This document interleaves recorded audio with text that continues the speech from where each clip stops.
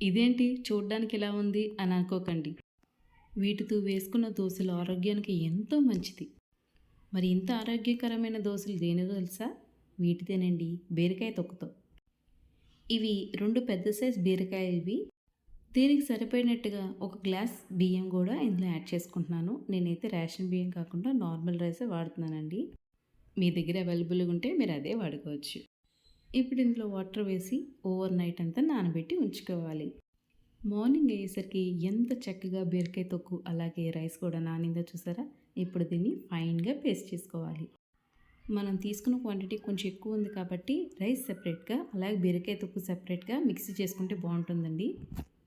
Rice మనం ఎలాగైతే mixie పట్టుకున్నామో అదేవిధంగా బీరకాయ తొక్కును కూడా మిక్సీ పట్టించుకునే ముందు అల్లం ముక్కలు కొన్ని అలాగే 3, 4 పచ్చిమిర్చిలు వేసి ఇప్పుడు ఈ బీరకాయ తొక్కుని ఫైన్ పేస్ట్‌గా మిక్సీ పట్టుకోవాలి.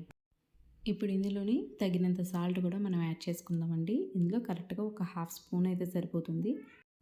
లేదా మీ క్వాంటిటీకి తగినట్టుగా మీరు సాల్ట్ అడ్జస్ట్ చేసుకొని ఒకసారి టేస్ట్ చూస్తే పర్ఫెక్ట్‌గా మనకి బ్యాటర్ అనేది రెడీ అయిపోతుంది. ఇప్పుడు స్టవ్ మీద ప్యాన్ పెట్టి మనం ఒక్కొక్కటిగా దోసలు వేసుకొని తీసుకుంటే ఎంతో చక్కటి దోసలు రెడీ అయిపోతాయండి. మనం ఈ మధ్యకాలంలో ప్రతి ఒక్కరికి ఏదో ఒక హెల్త్ బెనిఫిట్స్ ప్రాబ్లమే ఉంటూనే ఉంటుంది. కానీ ఈ దోసల్లోని ఎన్నో బెనిఫిట్స్ ఉన్నాయండి. మీ హెల్త్‌కి సరైన మార్గం ఇది. మీరు కూడా ఈ దోసల్ని వీక్లీ వన్స్ అయినా తినడానికి ట్రై చేయండి. ఓకేనా?